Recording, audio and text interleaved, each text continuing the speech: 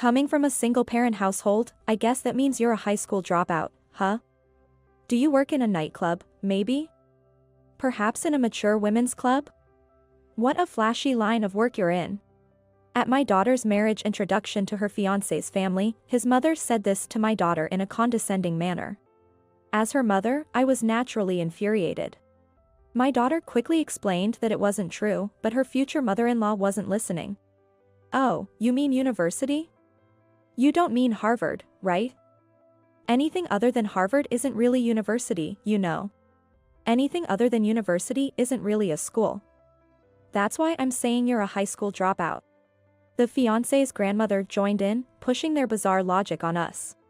My anger reached its peak, and I finally decided to reveal my daughter's true background. It seems there are some misunderstandings, so let me explain. Huh? And so, our retaliation, or rather, our marriage introduction, began. My name is Amy. During my student days, I was what you'd call a bookworm, really good at studying. Perhaps because of my one-track mind towards studies, I was always shy about romance, and even now as an adult, I've never had a boyfriend. After graduating from college, I started working at a bank, where my serious work attitude was well known. Even the young colleagues, who seemingly experienced in love, spoke to me formally, amused by my seriousness, and one day, they invited me to a mixer.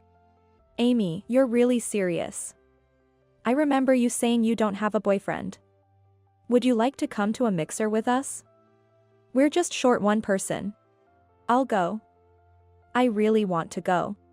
Okay. You're really eager, aren't you?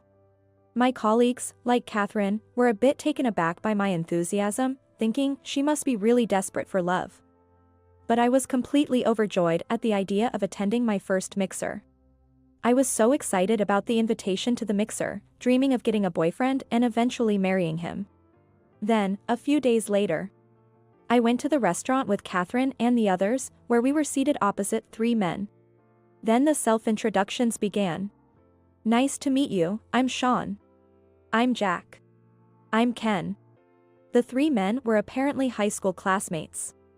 After we introduced ourselves, we enjoyed a meal while having lively conversations about work problems and hobbies. Then, one of the men started showing interest in me. It was Ken. I was watching you eat so elegantly. Would you like to exchange contacts? I quickly exchanged numbers with Ken and continued to enjoy our conversation. He worked at a gas station, and unlike the quiet me, he was very straightforward and left a good impression. Amy, I like you. I'll treat you well, so would you like to go out with me? Ken and I met several times after the mixer and eventually, he asked me out, to which I happily said yes. That's how I finally got my first boyfriend. However, one day, I was called aside by Catherine and the others during a break, where they shared something unexpected about Ken. We feel bad for inviting you to the mixer without doing our research. It's about Ken. We heard from Sean and the others that he's a bit reckless with money. Sean and the others have been saying Ken seems like a different person lately. Catherine and the others seemed uneasy about Ken's rumors. At first, I was shocked to hear this, but I brushed it off as just rumors. It's okay. Even if something happens, it won't be your fault, so don't feel responsible. I want to cherish this relationship and the love I've found. Committed to Ken, I reassured and calmed Catherine and the others with a smile. Love really does make one blind, I suppose. And so, things moved quickly with Ken, and we were soon heading towards marriage. I invited Catherine and the others to the wedding venue, and they were as happy for me as if it were their own celebration. Congratulations, Amy. Sorry for making you anxious before. But thank you for inviting us to your wedding. Since nothing had gone wrong with Ken up until then, Catherine and the others also seemed relieved and once again congratulated me on my marriage. How happy I was at that moment. It's thanks to Catherine and the others inviting me to the mixer that I met Ken. I'm really grateful to you all. We're going to have a bouquet toss later, so feel free to join in if you'd like. Well, I'm going to be the one to catch it. I was in the basketball team in high school and pretty confident in my jumping ability. That's not fair. As someone who is not sporty, I'd never be able to catch it. Watching Catherine and the others get excited about the bouquet, completely ignoring me, the bride, I couldn't help but smile. In the end, Catherine, who played basketball in high school, caught the bouquet and was visibly thrilled about her victory. After the wedding, I continued my job at the bank as Ken wished. We started living together, and as Ken and I both had busy days, we continued to nurture our love, until soon I noticed something different with my health. Suddenly feeling nauseous, I ended up vomiting in the bathroom. Suspecting something, I later bought a pregnancy test at a drugstore. To my surprise, the result was positive. Congratulations! You have a healthy baby girl inside. The next day, when I went to see an obstetrician to be sure, I could not hide my joy when the doctor told me so with a smile. After the checkup, I immediately contacted Ken to share the news, and he was overjoyed about my pregnancy. That's great, Amy. Our child is right here. I can't quite believe I'm going to be a father. The reality will sink in as the baby grows, Ken said and rubbed my belly. I didn't feel much of a reality yet either. But I hoped that as the baby grew, the feeling of being a mother would grow too. Believing in Ken, who was so happy about the pregnancy, made me think that he was a reliable partner who wouldn't betray me. Who could have predicted that this would be the start of my worst days? What? You're buying that much? It was when I went shopping for baby items with Ken, my belly now noticeably bigger. I was startled to see how much he was piling into the cart. Since I had already started my maternity leave, I wanted to save as much money as possible and keep expenses to a minimum. But looking into the cart, I saw lots of toys and items we wouldn't need for a newborn. We'll need these things sooner or later, and it's better to buy them all now. Don't worry, I'm working, and you don't have to worry, Ken said with a smile, reassuringly patting my shoulder. We then headed to the checkout with the cart full of items. At that time, I agreed with him, but I had no idea that this unnecessary spending would later reveal a shocking truth. A healthy baby girl has been born. A few months later, in the hospital, I had safely given birth to a girl. Ken hadn't wanted to be there for the birth, saying he didn't want to hear me in pain. Although it was a moment of great emotion, meeting his child for the first time, I wondered if it was selfish of me to have wanted him there. While I was curious about what Ken was doing, seeing my child cry for the first time made me feel fortunate that she was born safely.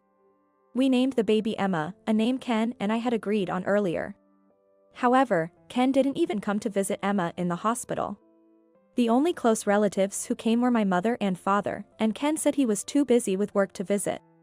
5 days passed with me feeling uneasy and resentful towards Ken. When Emma and I finally came home from the hospital, Ken was nowhere to be seen. That's when I started to think calmly. Ken's past actions all pointed to one conclusion. I began to suspect that he might be cheating on me. And then, an incident occurred that confirmed my suspicions. While I was going back and forth between my parents' house and my own home for childcare, Ken rarely came home. One day, we got into our first argument, and afterwards, exhausted, he fell asleep. His cell phone happened to catch my eye. And despite knowing it was wrong, I picked it up to look for clues of his suspicious behavior. And there it was, evidence of Ken's infidelity. I was shocked to find messages about Ken meeting another woman and arranging to meet her at a hotel. I realized belatedly that his absence during the birth and his failure to visit me afterwards were due to this affair. What hurt the most was discovering that this other woman had a child with him. I was stunned to think that all the baby items we had bought together were actually for his mistress's child. It made sense why some toys that we had supposedly bought for Emma had disappeared from our house. Ken had claimed they were broken and thrown away, but this seemed too strange since they were hardly used. It wasn't found in the trash. Never did I imagine I would find out this way. As I scrolled through Ken's cell phone, which he had no idea I was looking at, I found something else. There were photos sent by the other woman. In them, a woman who appeared to be his mistress and her child were smiling happily with Ken. In the child's hand, there was a toy we had bought for Emma. Beside Ken, who was still asleep and unaware, I cried silently, trying to stifle my voice. The next day, after gathering evidence, I waited until Ken had left the house and then took out the cash card and bank book I had kept in the dresser. I rushed holding Emma in my arms to a bank. My fears were confirmed there. Seeing the balance at $0 brought tears to my eyes. This was the money I had saved for Emma. Ken must have secretly taken the cash card from the dresser and only took the money so that I would not find out. I could see Ken secretly putting the cash card back in the dresser later so as not to leave any unnatural impression on me. How can you explain this, Ken? I confronted him when he returned home, showing him the evidence of his infidelity. His face turned pale the moment he saw it. I'm really sorry. It was just a moment of folly. A moment of folly doesn't lead to stealing the money saved for Emma. I had no choice. I got her pregnant, and with just my gas station salary, I couldn't support her and her child. Not enough? You just said pregnant. Are you telling me, besides her child, you've fathered another with that woman? Discovering this shocking fact from him, Ken's foolishness was fully exposed. He was unaware until it was too late and ended up apologizing profusely to me. I'm so sorry, Amy. I beg you, please forgive me. I thought how irresponsibly absurd he was. How could he think such actions would be forgiven? I presented him with divorce papers, which I had already prepared, along with a demand for alimony. Please divorce me. And don't ever show up in front of us again. Ken, crying, agreed to divorce. It was ironic that he was crying when I had cried so much I had no tears left. I made him promise to pay child support and had him pack his things and leave the house that day. I became a single mother. I returned to work earlier than planned after maternity leave, with Emma now in daycare. Thanks to my bank salary, I wasn't immediately struggling financially, but picking up Emma from daycare and managing household chores and childcare after work were physically and mentally draining. Sometimes, I would recall the past and chastise myself for my mistakes. Hey, are you okay? You look pale. Just go home for today. I'll cover the rest of your work.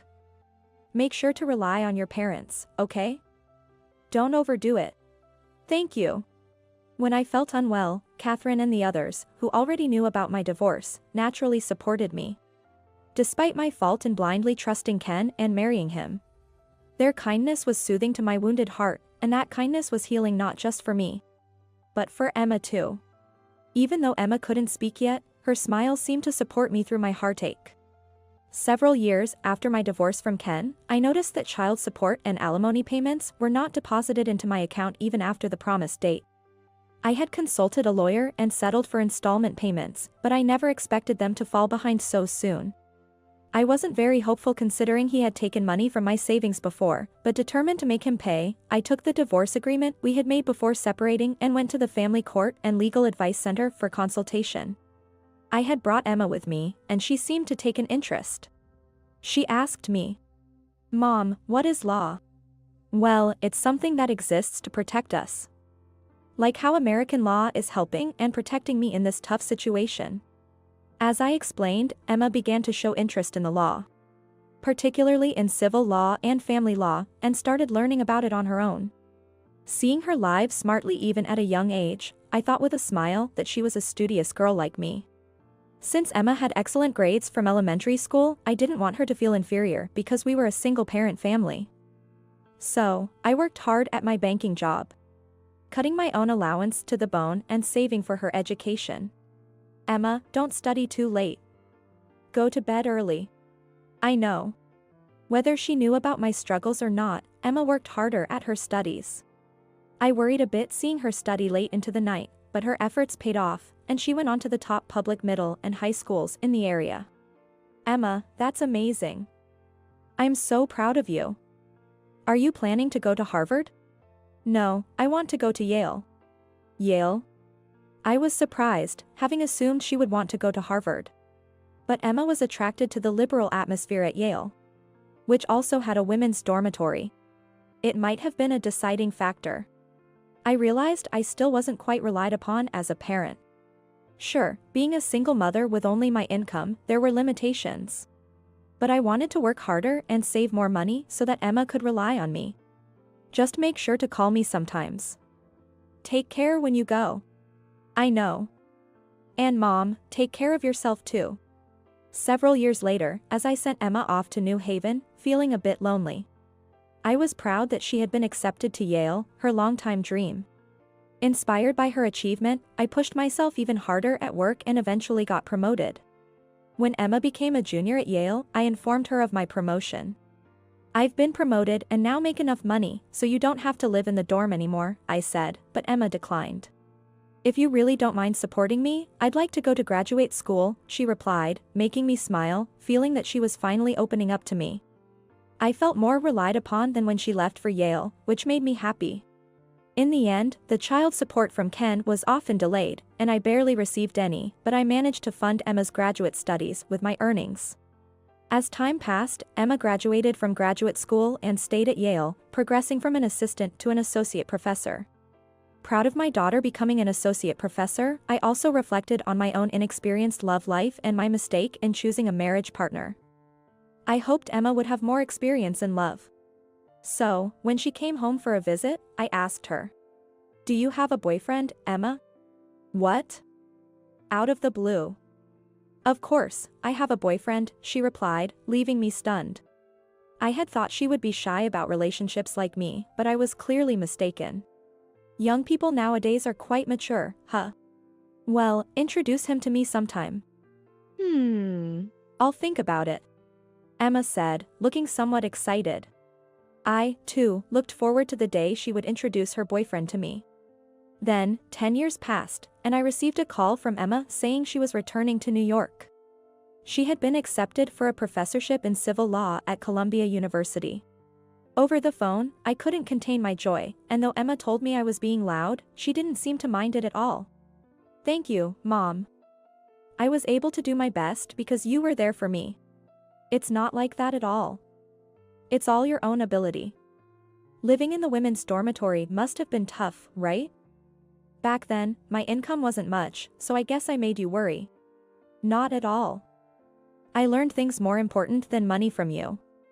And that's what led to my success now. I'm truly grateful." Hearing Emma's happy voice made me feel rewarded. Despite the troubles caused by Ken, she grew up without letting it affect her, stood by me, and for that, I was the one who felt grateful to her. Then, as Emma was about to return to New York, she announced her plans to marry her boyfriend. Apparently, they had been in a long-distance relationship between New Haven and New York due to their respective jobs. I wanted to focus on my career until I became a professor, and my boyfriend's parents were kind of difficult, which delayed our introduction and marriage talks. Emma's boyfriend's name is Kevin. However, I was genuinely happy that Emma remembered her promise to introduce her boyfriend to me. The marriage introduction, involving Kevin's family, made me nervous, but she's my precious daughter. I don't want her to experience the same things I did, so I need to see for myself. With these thoughts, I approached the day of the marriage introduction. But it turned out to be an introduction unlike anything I had expected. As soon as Emma and I sat down at a fancy restaurant, Kevin's mother started with a snide remark, "I hear Emma comes from a single-parent family," which instantly irritated me. "Yes, what about it? Single-parent family means you must be a high school dropout, right? Do you work in a nightclub, maybe? Perhaps in a mature women's club? You must have quite the flashy job." "No, I went to university and never worked in a nightclub," Emma replied calmly to Kevin's mother's relentless attack. But I could sense her quiet anger. "Oh, you mean university? Not Harvard, right? Anything other than Harvard isn't really a university, you know. Anything other than university isn't really a school. That's why I'm saying you're a high school dropout." Kevin's mother was joined by his grandmother, both brandishing their nonsensical logic. Kevin's family, including his parents and grandparents, all seemed to be Harvard graduates and unfortunately, extreme elitists. I could feel their condescending gaze on us. "I work for a major trading company, you know, and I'm quite exceptional." He actually says he's exceptional himself. Next, Kevin's father and grandfather, who also work for major trading companies, started boasting about their illustrious careers. Emma listened and endured silently, but I was increasingly irritated by my daughter being belittled. While Emma and I were getting more and more withdrawn, Kevin suddenly raised his voice, cutting through the tension. "Can't you all stop? She's someone important to me. I won't tolerate such remarks." Kevin, having listened so far, was already on the verge of losing his patience with his parents who were ridiculing Emma. However, Kevin's mother and grandmother, even sensing his anger, still didn't stop. "Why are you so upset, Kevin? It's just the truth. Instead of letting them explain, we're interpreting and saying it for them. It's easier that way, right? Isn't it, Emma? That's not really the case. It seems there are some misunderstandings, so let me explain. Huh? Kevin's mother looked at us as if wondering what we could possibly say, but I continued with a smile. By the way, my daughter is a professor at Harvard. Do you still have a problem with that? A professor at Harvard? You're just bluffing, telling lies. A single mother's income couldn't possibly support Emma to that extent. Right, Kevin? Kevin's mother, doubting my words and turning to Kevin, was met with his exasperated reaction. It's true. Emma graduated from Yale's, served as an associate professor, and this spring became a professor at Harvard. If you can't believe it, you can call Harvard. Here's the phone number. Kevin, confidently stating this and even offering a paper with Harvard's phone number, left his family exchanging glances, their faces turning pale. Emma, Amy, I'm so sorry. We were wrong. If you had explained earlier, we wouldn't have misunderstood. Even in this situation, Kevin's mother tried to make excuses, but nobody responded. Emma, quietly furious, said, "Actually, I was asked by Kevin's father's company to become their legal advisor, but I guess a nightclub worker as a legal advisor isn't a good match, so I'll decline," and was about to call the CEO to refuse. Kevin's family panicked. Realizing that she also had the CEO's mobile number as proof, and not lying, they turned even paler. I had to stifle my laughter at the situation, but Emma chided me for laughing too much. As the atmosphere grew strange, Kevin cleared his throat and turned to me. "So, I apologize for the delay, but nice to meet you, Amy. I'm Kevin. Please forgive our numerous rudeness. With all this, I'm hesitant to proceed with our marriage plans. It's okay. If you're fine with it, Kevin, why don't we move to another place and talk, just you and us? But discussions about marriage should involve both families. Under normal circumstances, I would agree, but unfortunately, I prefer not to engage with people who can't choose their words carefully. The meal wouldn't be enjoyable anymore. Please continue your dinner without us, and enjoy your family time." Left speechless by my sharp response, Kevin's family just sat there, faces pale. Then I took out my purse from my bag. "It's a shame we couldn't enjoy this delicious meal, but here is the payment for our part," I said, placing the money I took out on the table. Then I said, "Now, if you'll excuse me," and left the restaurant with Emma. Kevin hurried after us, and it was decided that we would discuss the marriage with Kevin alone. The next day, Kevin visited our house alone, wanting to apologize again for his parents' and grandparents' rudeness. Yesterday, Emma and I had a pleasant dinner at a different restaurant with Kevin. We invited Kevin into our home, sensing he was sincere. "Don't worry about it. I'm sorry you had to go through all this because of us." "No. I wasn't expecting my parents to behave like that, and I'm honestly confused. But I've been thinking about cutting ties with them. That's why. I'd like to ask for Emma's hand in marriage again." But you know, Kevin, there's no legal way for a child to sever ties with their biological parents." Emma's shoulders slumped and she said this as if she was troubled. Perhaps because of what happened yesterday, Emma had a bad feeling about his family and seemed to want to get away from them as much as possible. Kevin was not to be outdone. While it's true they can't sever ties, he offered to move into Emma's family, showing his seriousness. "I understand you're serious, Kevin. But marriage isn't always joyful. It can suddenly fall apart and become hellish. There's no guarantee of happiness." Speaking from my own experience, I addressed the couple. They listened intently, swallowing nervously. Seeing them so earnest made me realize they truly cared for each other. I continued my words further. "However, if you two can promise to respect and support each other, then I will congratulate your marriage." Impressed by Kevin's genuine intentions, I consented to their marriage. Kevin, upon hearing this, looked truly happy. Emma also seemed relieved that things were settled.